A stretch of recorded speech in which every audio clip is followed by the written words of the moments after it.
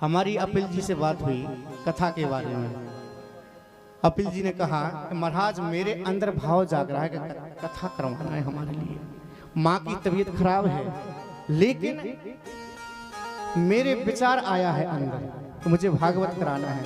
हैदराबाद रहते हैं भैया, वहां से फोन आया हमारे पास में कि हमको कथा करना है। सत्य बताएं, ये भैया हैं बिल्कुल साफ हैं दिल से, अंदर से बिल्कुल इनके अंदर कोई कालापन नहीं है, कोई कपट नहीं है इनके अंदर। इतनी सज्जनता है, इतनी निर्मलता है, और ऐसी निर्मलता हर व्यक्ति के अंदर नहीं हो सकती है।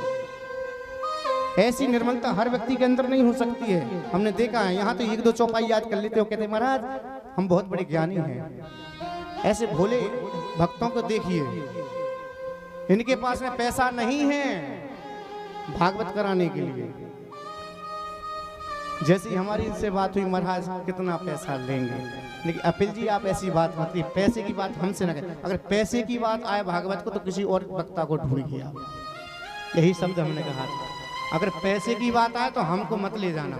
हम कोई ज्ञानी नहीं है, हम कोई वक्ता नहीं है, कोई शास्त्री नहीं है, कोई कथाकार नहीं है। हम तो केवल भगवान के भक्त हैं, प्रेमी हैं।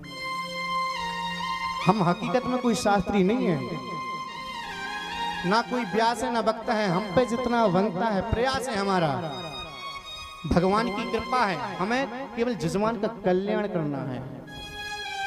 कैसे होगा?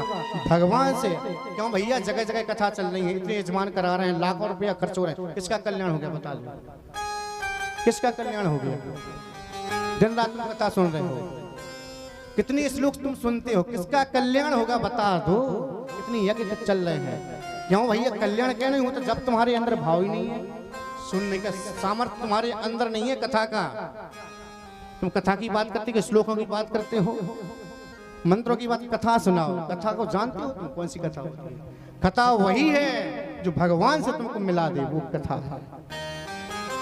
अरे भजन वह है। तुम कहो महाराज भजन ज्यादा गाते हो, भजन क्या है? भगवान की वाणी से निकली हुई शब्द हैं। भजन के बारे में तुम क्या जानते? भागवत भी भगवान के मुख से निकली है, और शब्द कहां से निकले हैं? भजन से, भोलेनाथ की डमरू से। अरे कीर्तन तो मेरे नारद जी भी हरदम करते हैं, नारायण नारायण हर 24 घंटे हर पल विमुख नहीं होते उस भजन से। तो भजन की बात कर रहे हो, भजन के बारे में आप जानो पहले। भजन क्या चीज है? कोई वैसा संगीत नहीं है, संगीत कोई हल्की फुल्की चीज नहीं है। और मैं तो आज इन भाइयों के लिए बहुत बहुत धन्यवाद दूंगा कि ऐसे भक्त आप कि यहाँ बहुत हो जो भागवत भगवान की कथा का रसपान करें, और इनके अंदर हकीकत में वो श्रद्धा है, वो भाव है, हर व्यक्ति के अंदर नहीं हो सकता है। इनके पास पैसा नहीं है। इन्होंने कहा महाराज हकीकत में हम गरीब हैं, गरीब हैं, हमारे पास में पैसा नहीं है, लेकिन हमारी माँ की भी तबीयत खराब है। हमने पहले भी इनसे कहा कि पहले आप अपनी माँ को दिखाओ, माँ को दिखाओ, पहले माँ की तबीयत ठीक हो जाए, इसके बाद में आप कथा कराना। जजमान से भी हमारी बात हुई, फिर बाद में कथा होगी। बोले जजमान बोले नहीं महाराज कथा तो अभी होना है। जजमान ने यही शब्द बोले। मैंने कहा नहीं यजमान कुछ समय बाद करा लेना, पहले आप अपनी पत्नी का इलाज करवा। बोले नहीं महाराज कथा तो अभी होना है, पता नहीं कब क्या हो जाए आगे। आज हमारे अंदर ऐसा विचार आया, हमारे पैसा हकीकत में इनके पास में 1000 रुपया नहीं था।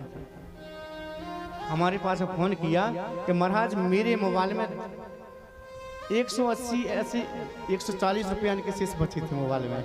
मेरे पास मोबाइल में भी बैंक बैलेंस नहीं है। तो हमको बड़ा कष्ट हुआ। हमसे कहा अपिल जी बिल्कुल मत घबराओ, और पैसे की बात आती है तो आप अगर कोई भी पैसा आपको जरूरत है तो हम भी आपके लिए तैयार हैं।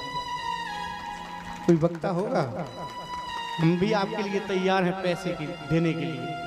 लेकिन हमारा मकसद ये नहीं है कि अपिल जी से हम पैसा ले लें गए हम भागवत करके। हमारा उद्देश्य पैसा कमाना नहीं है, हमारा उद्देश्य है उस जजमान का कल्याण करके आना। किसी ना किसी प्रकार से उस यजमान को भगवान के चरणों से जोड़ना है हमको, चाहे भजन के माध्यम से या कथा के माध्यम से या संगीत के माध्यम से, हमको यजमान को भगवान से जोड़ना है। तो धन्यवाद ऐसे भाइयों के लिए। हमारे मनोज भैया भी हैं, जितने भी परिवार